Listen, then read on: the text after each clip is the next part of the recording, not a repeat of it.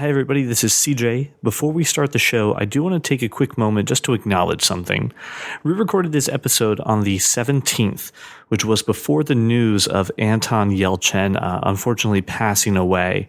If you don't know the name, you'll know him as Chekhov from Star Trek, the reboots. So we did not get the opportunity to really talk about it in this episode. So we're going to talk about it next week. It's a pretty big impact on the nerdy world, and we definitely want to hear your thoughts and your feelings towards it as well. So you can call and tweet us and share your feelings about it. So just know that we're not going to acknowledge it in this episode, but it will be up for the next one. So thank you very much. And without further ado, let's start the show. Welcome, everyone, to a special episode of That Kind of Nerds podcast, a weekly show where we break down what's going on in the nerdy world. It's special because we owe you this one, damn it. So welcome to a Wednesday episode of this episode. In all fairness, when he says special episode, he means his mic shit the bed and Square Trade came to CJ's rescue. Is what he means. It's very true.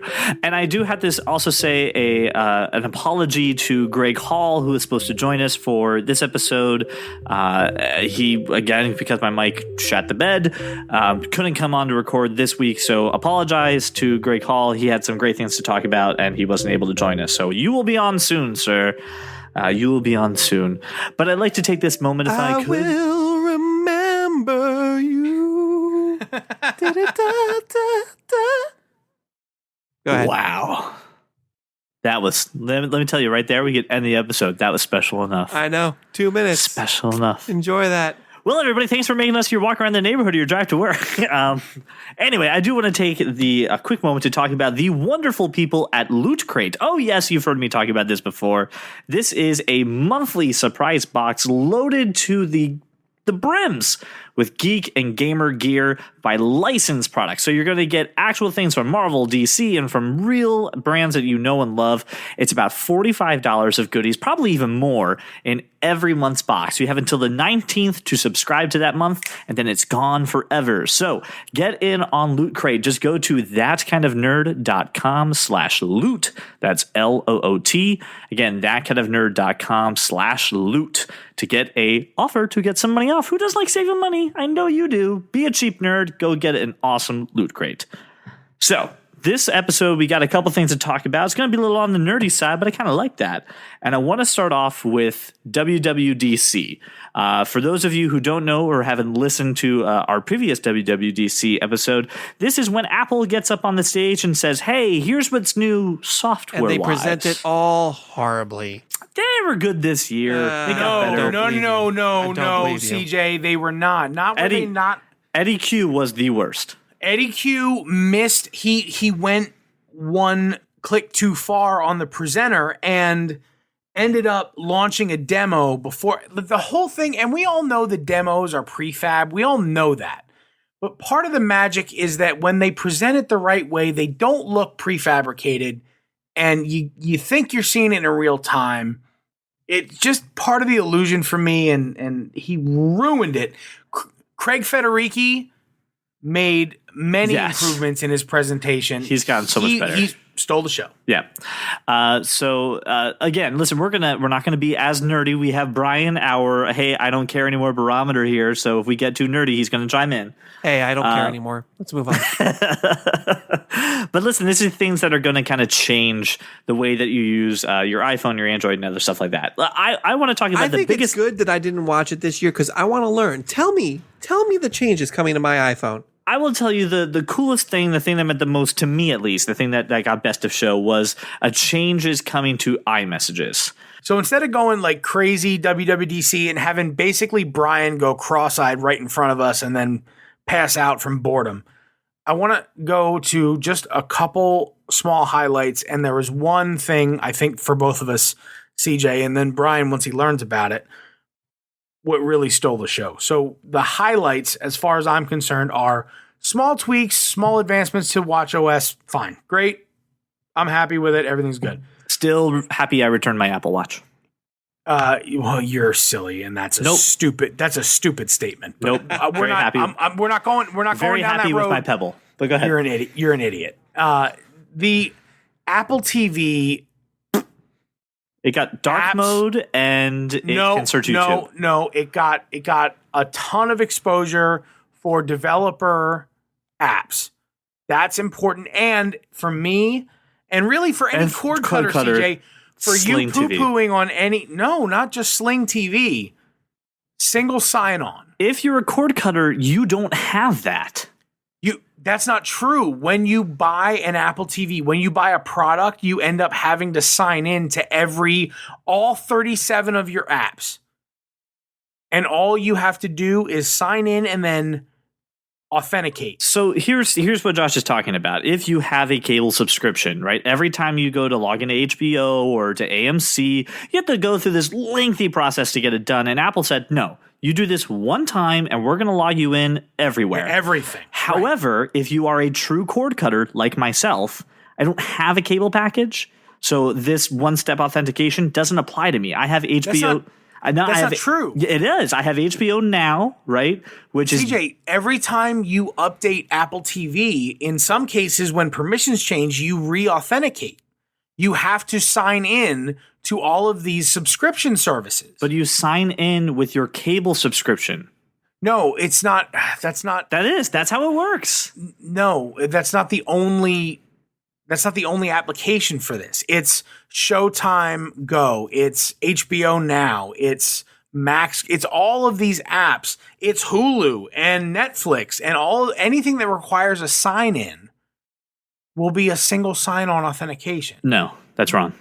That's wrong. You're saying it's only for cable subscription sign-ins. Are you sure? Yes. Well, then what's the point of that? Then we have to go back. Okay. So here's what's really important, right? If you're an Apple TV owner, they made this great thing called single sign-on service, whatever. I don't know what it's actually called. But SSO, single sign-on. Everything has it. So we need to check this out. This whole thing because it's no longer relevant. No, it's I'm going to summarize it really quick for everybody in 1 minute. I promise. 1 minute. You do it because I'm done with this topic because it's not at all what I heard it to be. Yeah, no, it's super easy.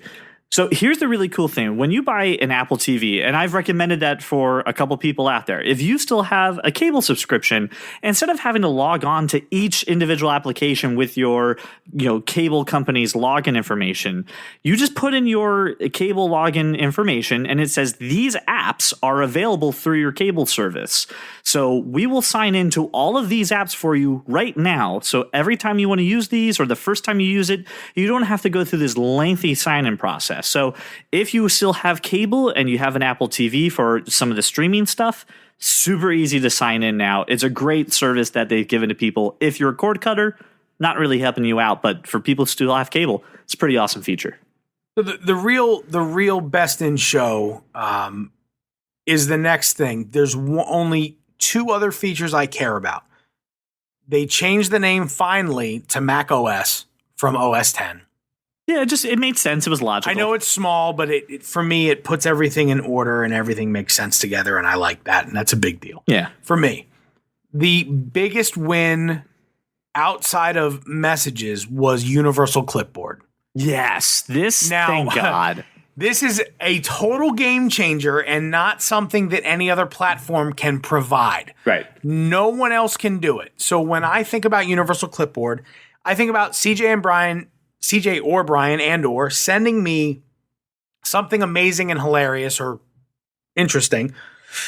I want to share that with other people I know on different platforms. So email, SMS, maybe iMessages or Android communication. Here's what's great. They send it to me on my phone. I can copy it on my phone. And with any Apple device that I own, it's now available to paste. With any device I own that has my Apple ID. I think this is really great for the best use case for me is I will sometimes look up an address on my phone and then want to take it to the computer to go check something else on it. And now just Control V and boom, I'm done.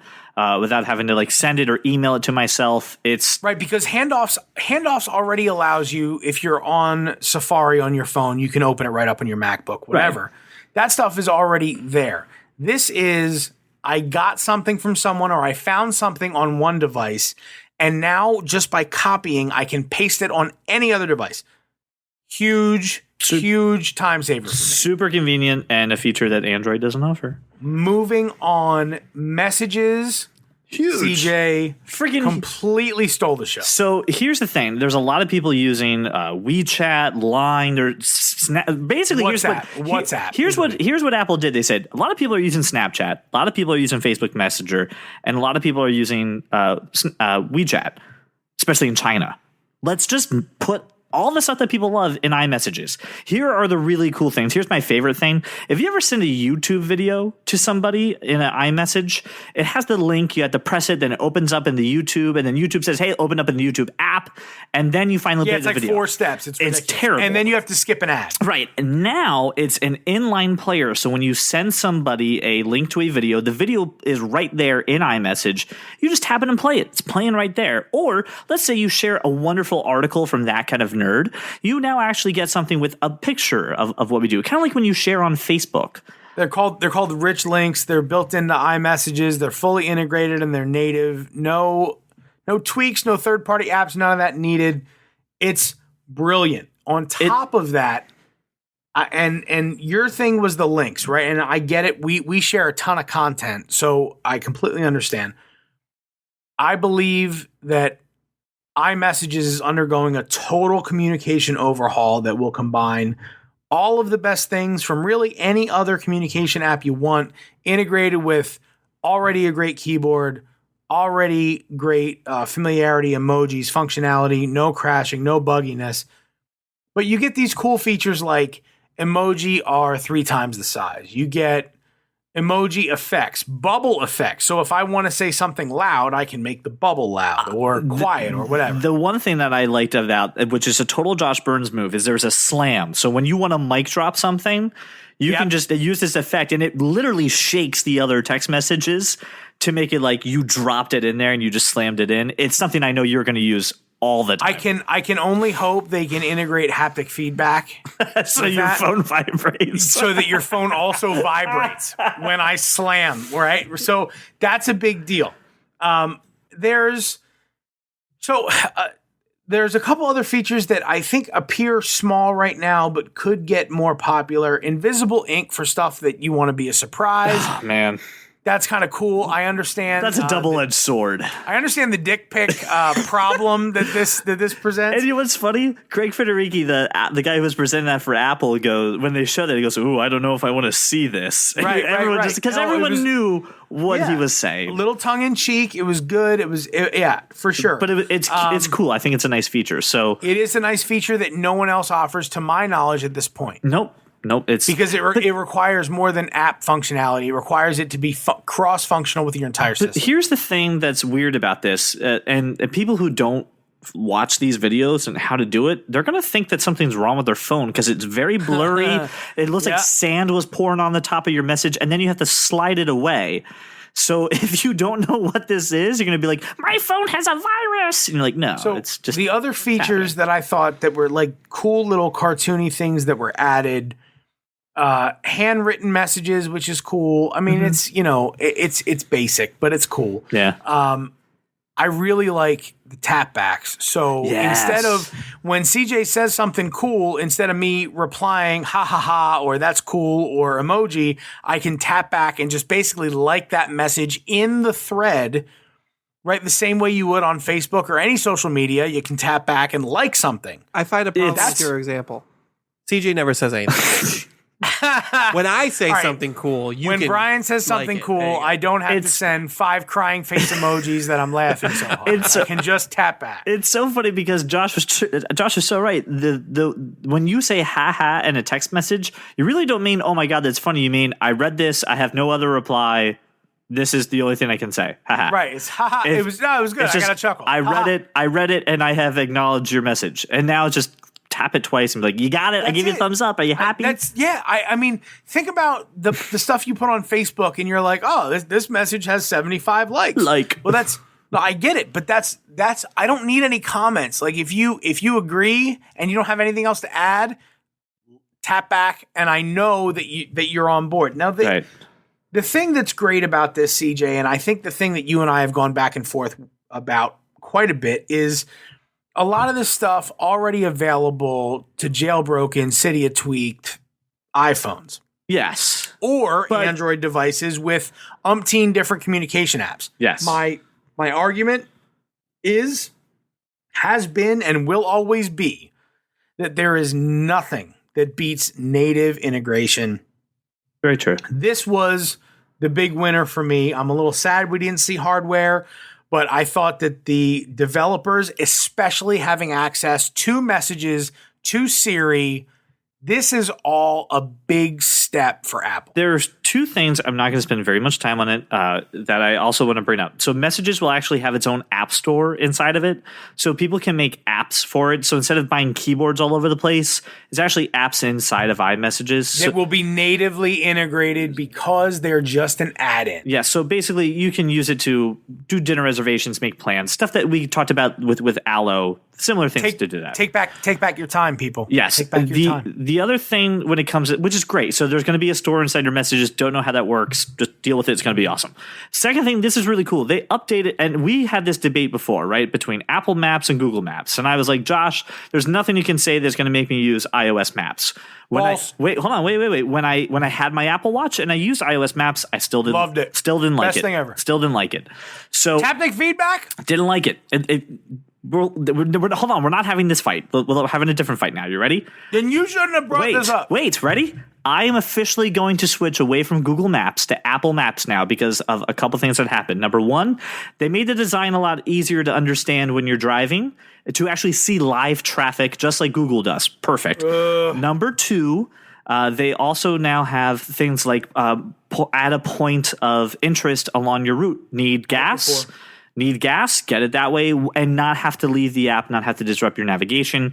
Here's the other cool thing. If you're in a major city or you're in a city you don't know, you can now actually plan a route on your maps and hail an Uber or Lyft right from the Maps app. That's actually the additional integration, including Uber.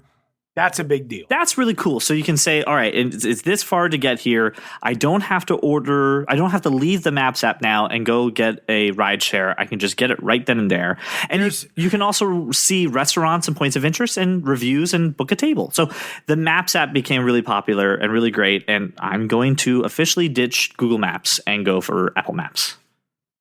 Good. I think it's going to be great. No, it already is. No, it wasn't a serious. Here's the thing. Can I? And then I'll make this brief again. You're gonna wrap it up, and I won't get any. No, you can totally do it. I'm just gonna be brief on my point. Totally? You didn't want to have the conversation. Look at Brian. I want. You didn't want to have the conversation. You didn't want to have it. I want to make my point brief. That's all I was saying. Yeah, I'll make mine too.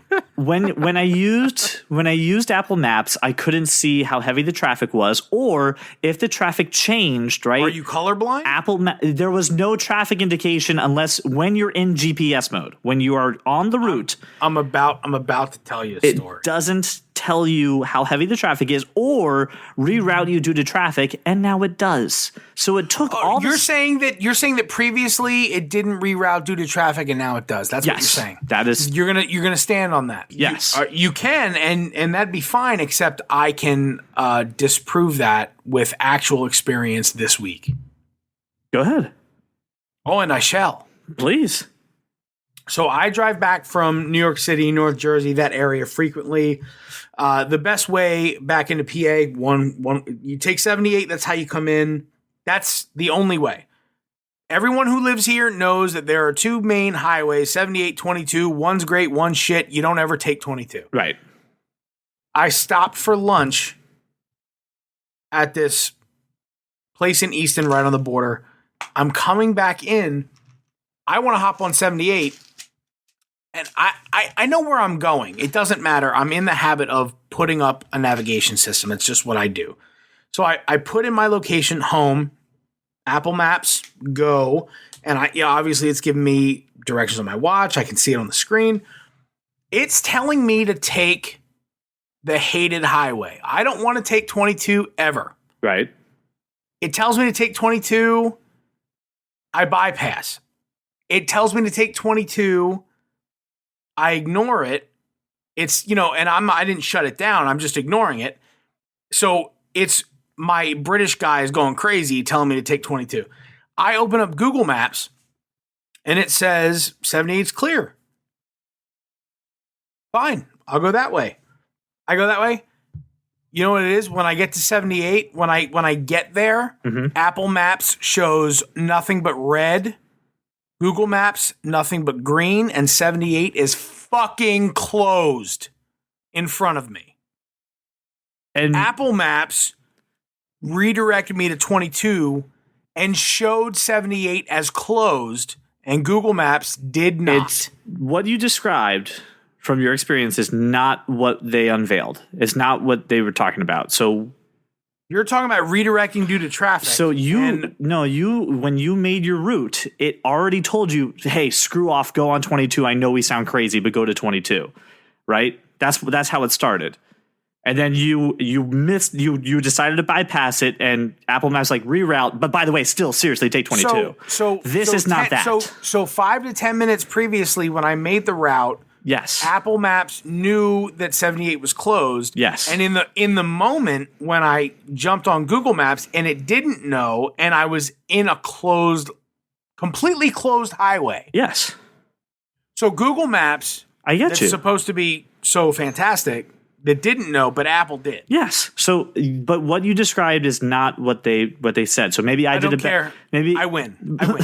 You didn't. You know why I win? You didn't, but okay. I did. I just did win. No, you didn't. Whatever. I win because you've been using Google Maps forever, and I've been using Apple Maps, and I win. That's fine. Brian, did I win? Ding, ding, ding, ding, ding. Yeah. All right, I said you're going to Josh as the winner of this argument, and moving on.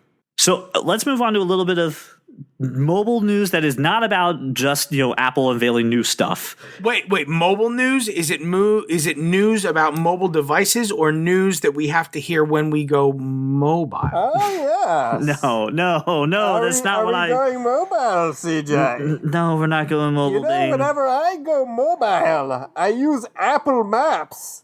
I find it very, very easy to use, and it doesn't lead me down dark alleys at all. But if it did, I was born in the darkness. Thank you. So that is okay. I love dark alleys. Yep. Because I was molded by them. That's great. That's good, Bane. That's good. Thanks for stopping by, buddy. Really appreciate it there. CJ, I feel like there's no need. Your understanding of maps is extremely wrong. Yes. I hate this place. I'm going home. I also think it should be noted that since the last episode in this, I've switched from wine to a martini. Hey. And you're just all screwed at this point. Well, good. So let's talk about something that is supremely awesome. We've talked about it on the show before. It has to do with your mobile phone, both iOS and Android. Pokemon Go is getting a release month? No date yet. Yes. But getting a release month of July. July. Did Brian just speak parcel tongue on the podcast?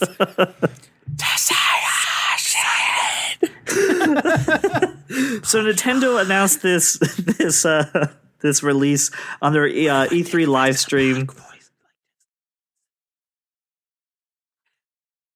Okay. All right.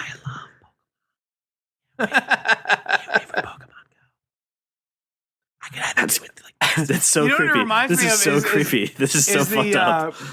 The Will Forte on Saturday Night Live doing the news as the guy running for office who just whispered into the microphone, and that was his whole podium.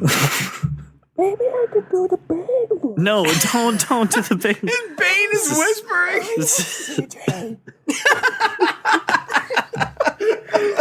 Let's talk about Pokemon Go. Don't. Oh man. I like to play with Ghastly because he was born in the darkness as well. No, don't. Were there any Pokemon bats that you knew of, Bane? Yeah, I've broken all of the Pokemon bats. There are no. Did you collect them and break them, or did you break them before you collected them? Did you break the back of Zoo Batman? Oh, come on. No, that doesn't get a laugh? I just laughed at it. What do you want from me? You were still whispering. I'm sorry. Your hands were over your mouth. I'm sorry, CJ. No, okay. It's like Bane has a sore throat from yelling too much. Yeah, CJ. He's just like, I can't really talk right now. Yeah, I just got a lassenger. Okay, can we go on? You would like to speak about Pokemon Go, CJ? I do want to speak about Pokemon Go because it was unveiled during E3 and it got. You know what I found about Pokemon Go and you know it has actually a tie-in with lozengers, believe it or not, is that a lot of times before a performance, actors will use a lozenger, and in that way, both Pokemon and lozengers are theatrical.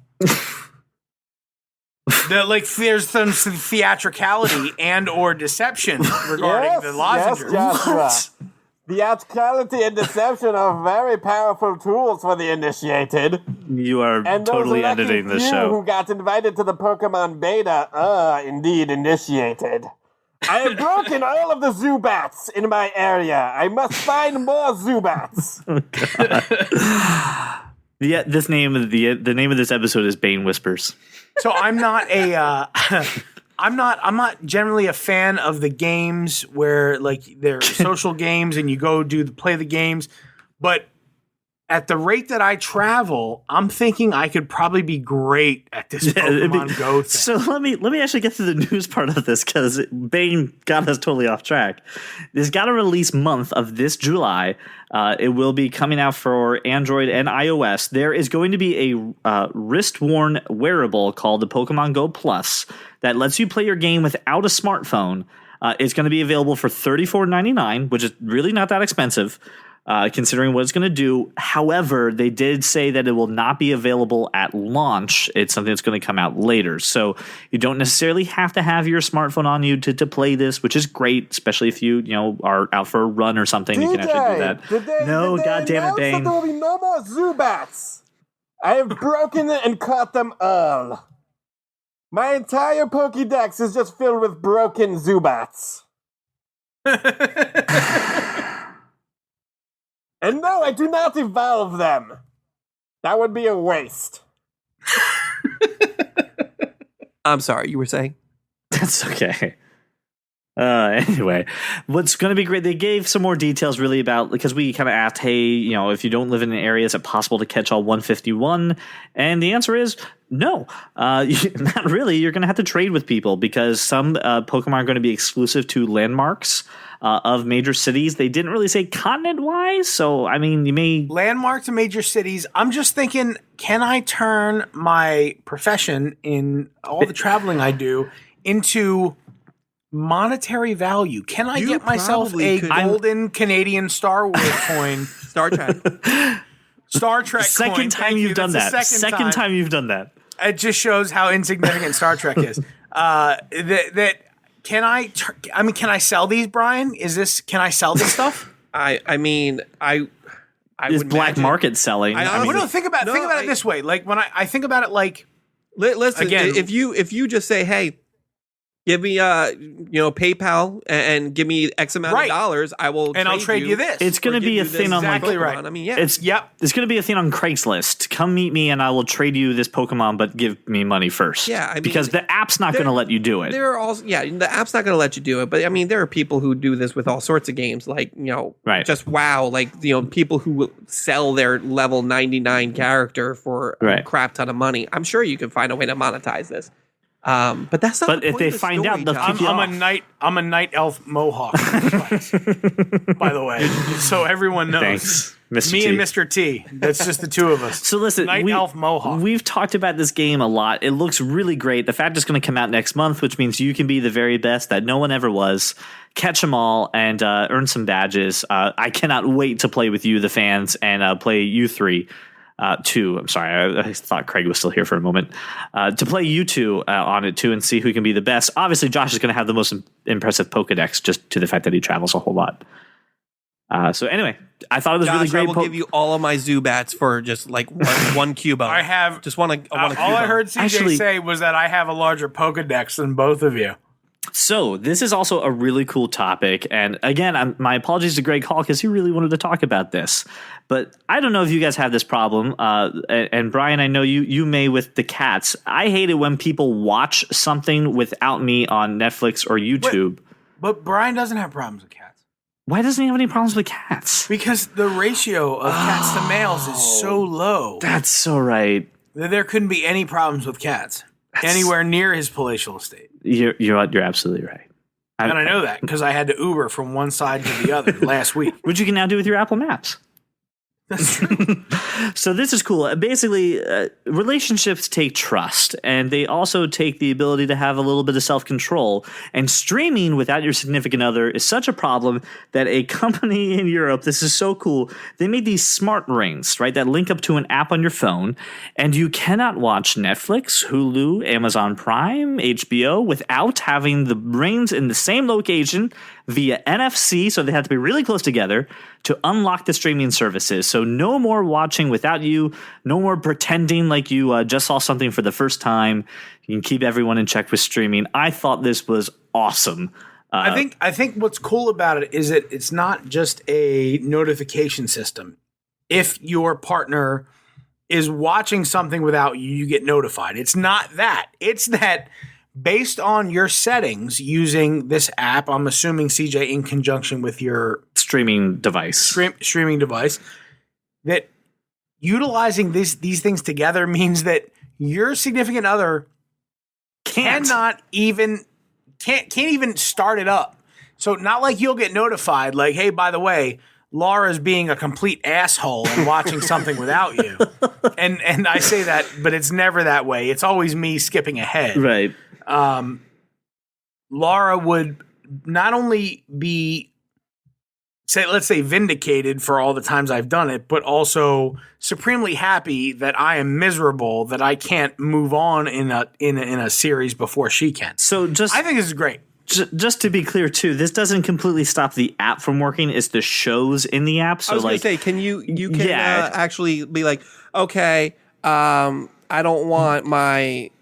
we don't like House of Cards, my right? My mythical significant other, I don't want them watching the next episode of House of Cards without me. Correct. But if they want to watch something else... freaking like, you know... The problem is... if they want to watch a documentary about breaking bats, that's fine. I can do that. Yes. Brian says mythical... and I think he's using the wrong word. No, I mean imaginary. They're not mythical. There's too many of them to count his significant others. Brian has to buy like a whole set and engrave them on the inside with the names. They litter his entire estate. I had to ward off hitchhikers of the failed significant others as I was going from one wing to the other. It's like a bad episode of The Bachelor. They're all still lost. Too many of them to count. And that's really the problem. And maybe it's why it's mythical. But either way, you won't have to be without your significant other in watching this because, frankly, you can't be. My favorite thing is that their quote for selling this is, "Love should last longer than one season." And the best part about this isn't some crazy technology company out of the UK that's making this. It's an ice cream company. It's like Carvel, like Fudgy the Whale and Cookie Puss? Yes, it's a UK ice cream company that is backing this whole thing. They're the ones who are advertising it. So you select what series you want to watch together. You both wear the rings and unlock the app, and that's when you can watch this series. If you don't have the rings, you can't watch that series. It's going to be compatible with Apple and with Android as well. This is so great. It's so cool. There's no pricing set up on their website yet as of the time of this recording, so I can't tell you how much it costs. However, I don't really care. I want this just because, just like you said, Josh, it's usually my fault. But I was going to rewatch all of Buffy. We talked about this. Keeps you honest. Right. We were going to watch all of Buffy, and Jenny got way ahead of me. Too much that I've given up. Keeps you honest because there's shows that Laura and I watch together that she, let's say, it was not caught up on, and I just go ahead and watch them. And she's like, can we watch this? And I'm like, oh, yeah, I haven't seen any of it. Sure, whatever. And then every time something cool happens in the episode and I don't react, she's like, you fucker, you watch this already. So So these rings would help keep me an honest man, I feel. Well, see, just mending relationships all over the world. Right, indeed. Not only mending, proactively, right. In the case of, and I feel is what's upcoming in 2017 episodes of The Doctor and Sherlock. Oh, yeah. And I will have to take the ring off, leave it at home in proximity. Like, I'll have to leave it near where Laura sleeps in bed without her knowing, so that when she's streaming that shit, wait a minute, she doesn't think that I cheated. Holy shit, you found the loophole. Is that when your significant other goes to bed, you just pop off your ring. Here's the level of my scumbaggery. Like, my scumbaggery breaches on Bane's level of Breaking Bad. I feel. Oh, that's great. All right, so one other Joshua, I may break bats, but I would never watch a show without my significant other. Who is Bane's significant other? The darkness? Making Gotham great again. By doing what exactly? I break many bats whilst going mobile. Oh my God, Bane! Those are the two pillars of making Gotham great again. There's pillars. Thanks, Bane. Always appreciate it. He's got core values, and most of them involve breaking bats. All right, I've got one more awesome project, and I say awesome, and that's not really the right word. One really interesting topic, and this is Project Jacquard. So this is really cool in my opinion. Cologne? Like Jacquard, like a man needs a name? Jacquard Noir? Jacquard. Jacquard. I feel Jack and Hagar is what I heard you say. Yeah, that's what I heard. Okay. Well, it's subliminal because it's a jacket. Does the topic have a name? That's all I want. Yes. Okay. Project Jacquard. So it doesn't have no name. It doesn't have no name. Correct. It is not no The project has a name. Yes. Is it Robert Paulson? No, his name is Robert name was Paulson. not Robert Paulson. Damn it. Hold on. Are you hold on. sure? Can anyone find it? It sounds like in Project Mayhem his name is Robert Paulson. Can anyone find the rails? I think we're I just want to let everyone know at this point it's 12:39 a.m. on June 18th. And this is why everyone is so silly. And this is why we love you. Can we pause from Is there a reason this is the reason why we love you? What does that mean? That we're willing to stay this late and this loopy to give you an episode. I just want to pause Project Jacquard, Jean-Luc Picard, whatever it is, and say happy birthday, Josh! Riker. What? Happy birthday! Oh, happy birthday! Happy birthday, buddy! It's your birthday officially. No, it's that time. It's 40 minutes past that time. It is my. I was born. This is my name day. Oh, happy name day! Happy name day. No, well, thank you very much, boys. Okay, go ahead. Go back to your. All right. Go back to your Jack and Jacquard. So Google Jack and Jacquard Noir. This is the last topic, and then I can let my wife go to sleep. Damn it! Nobody wants that. So I'm going to tell her it's all your fault. So Google has partnered up with Levi, yes, the jean company. Levi's. Not Levi. Sorry, with an S. My apologies. This thing. Okay, I have nothing to say. Thanks. No one else listening. So what the fuck is this? Anyway, this is a jacket that actually has built-in touch fabric to control your Android device. Their use case is for when you are on a bike or in a situation where you can't grab your phone and you don't have an Android Wear device.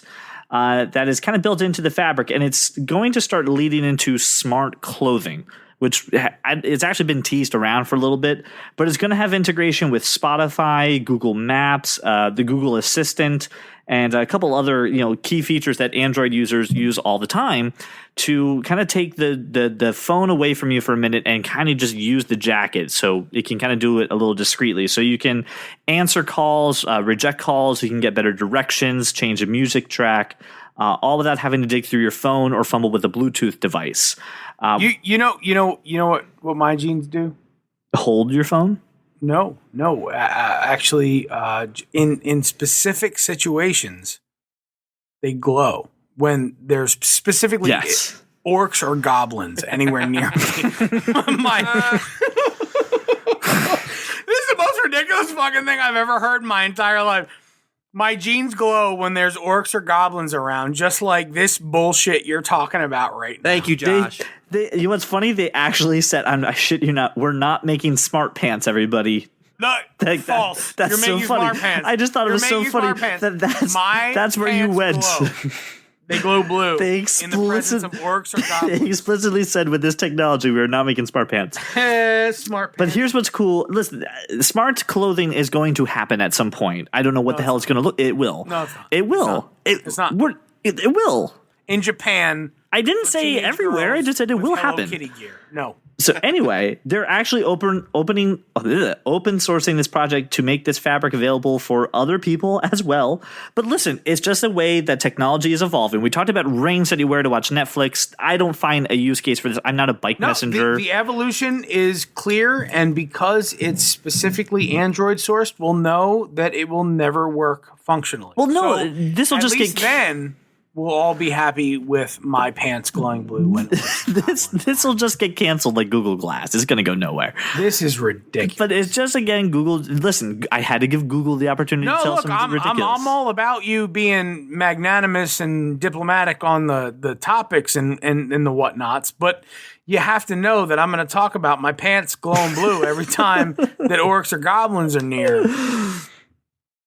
I'm just saying. I think to me this is just a stepping stone to smart clothing, which is weird, but I think it will happen. I don't know what. I gotta wonder if there's applications for, let's just say, smart clothing, super smart, right? So, what about for professional sports? Interwoven through the fabric, right? So that when there's a whole lot of hope in the air, and someone goes fully tumescent with hope, that their pants glow red. What about and that would just be a super awkward situation. Like, I imagine a young Brian in the theater watching a show and his pants glow red.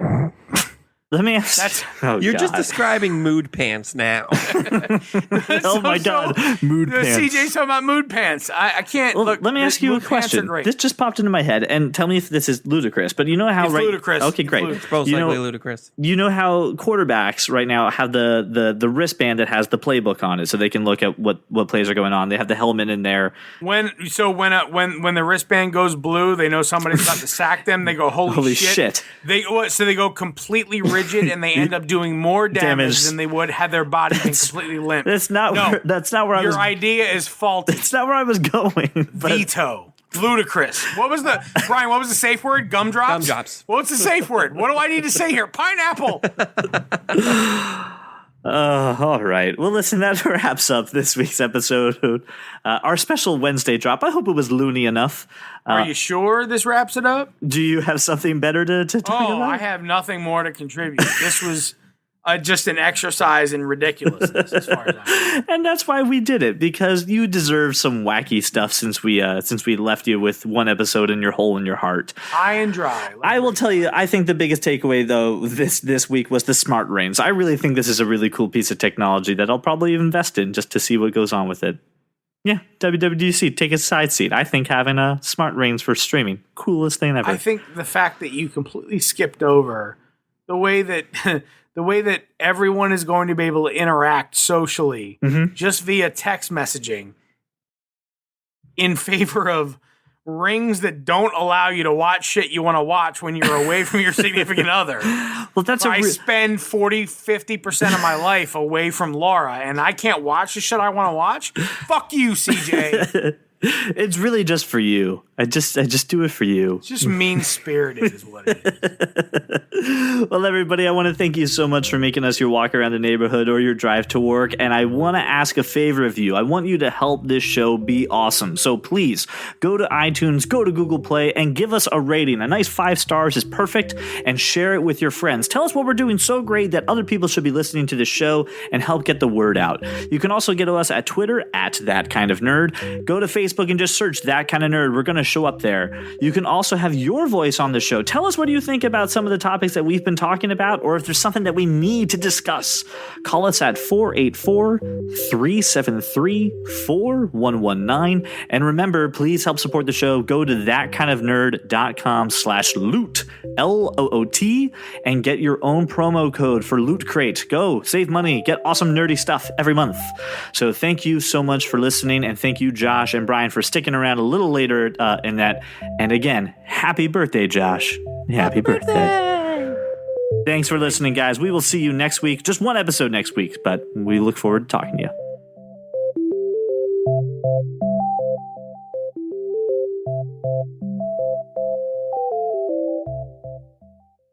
Turn off my fan. Alrighty, here we go. Let's get this show on the road. Just can't let it go. Just can't let it go. Yes. Yes.